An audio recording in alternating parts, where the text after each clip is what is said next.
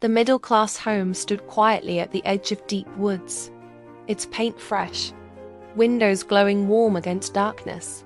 Inside the bedroom, Daniel lay awake beside Mira, staring at the ceiling, tension filling the air. Rain tapped softly against the glass like cautious fingers, his jaw tightening as a whisper slid through the silence. Daniel, a low, breathy, almost human sound. Myra's hands clutched the blanket, her eyes reflecting fear. She whispered, "Did you hear that?" The camera zoomed toward the window where trees swayed unnaturally. Shadows twisted like accusing spirits. Daniel forced a laugh, voice strained. "It's just the wind." Yet betrayal pain throbbed inside his chest. This land was bought cheap after he cut down an ancient tree. In a flashback, under harsh afternoon light, he remembered the old forest ranger's cold tone. Some roots are not meant to be severed. Words that now echoed with dreadful clarity. Footsteps crunched outside, though no one was there. Daniel pulled the curtain aside. The woods stood silent, but carved into the bark of the nearest tree were fresh letters bleeding sap. "You owe." Morning light filtered weakly into the kitchen. Dishes suddenly shattered to the floor without touch. Myra's face pale, lips quivering, accusing Daniel. "What did you do to this place?" He slammed his fist on the counter, anger masking terror. "I did nothing." The camera pans to the ceiling where a dark stain slowly spreads. Drop, drop, thick red liquid hitting the tile. Myra steps back, horror widening her eyes. Background silence swallowing their breaths. Emotional confusion overwhelms her as she remembers Daniel boasting about clearing the forest. Ignoring villagers' warnings, he chose money over safety. Betrayal pain fills her. Thunder roars outside, lights flicker violently. A child's laughter echoes from the woods. Mira whispers with rising courage. The forest wants something, just as the ceiling cracks open. Under harsh streetlights on a rainy street, Daniel storms toward the old ranger's house, shouting over thunder, "You cursed my home!"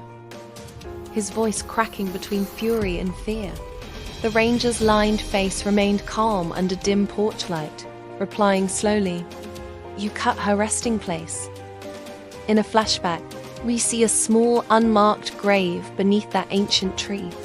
Years ago, a lost child wandered into the woods and died, her spirit tied to the roots. Daniel's face drained of color, guilt crushing his chest, whispering, "I didn't know." Suddenly across the road, a pale girl in a white dress stands barefoot in the rain. When lightning flashes, she disappears, leaving Daniel alone with the echo of her faint cry. On the rooftop beneath a bruised purple sky, Myra sobs openly, rain mixing with tears. Her body shaking as she screams into the void. "What do you want from us?" Wind howls in response, trees bending inward like grasping hands. Inside, objects crash violently. Daniel joins her, voice broken, confessing, "I destroyed her grave." Myra's expression shifts from despair to fierce resolve. "Then we fix it." Below them, the ground cracks, foundation tilting toward the woods, as if invisible roots pull the house. From the darkness, a whisper floats upward. "Closer now. Return me." In the cold fluorescent lighting of the office, Daniel pores over land records with trembling hands. He discovers he falsified permits, realizing his silent suffering is self-inflicted. Whispering hoarsely, "I chose profit over peace." While Myra watches, her tone steady, "Then choose differently now." As night falls in their bedroom, the pale child appears at the foot of their bed, her eyes filled not with rage but sorrow. Daniel falls to his knees, tears streaming. "I'm sorry." The temperature drops and shadows coil around the walls like living things. Inside the court, under bright, unforgiving lights, Daniel confesses to illegal clearing, admitting guilt before stunned onlookers, sacrificing wealth and reputation. Later in a market, he announces the land will be restored as protected forest. Enduring whispers and judgment, yet standing taller with newfound inner strength. At dusk, they replant a young tree where the grave once lay. Mira places flowers gently, whispering softly, "Rest." Wind circles them in a slow hush. The ghostly child appears beside the sapling. In a calm, peaceful place, sunlight filters warmly through restored trees. Birds singing gently as the house now repaired, and stable stands no longer threatened. Daniel's face peaceful yet humbled, Myra smiling softly, their hands intertwined. At sunset, the child's spirit stands beneath the growing tree, her hollow eyes softening, before fading into golden light, revenge satisfied not through blood but truth, power shifting back to balance. The woods, once whispering with rage, fall into serene silence. The forest demanded acknowledgement.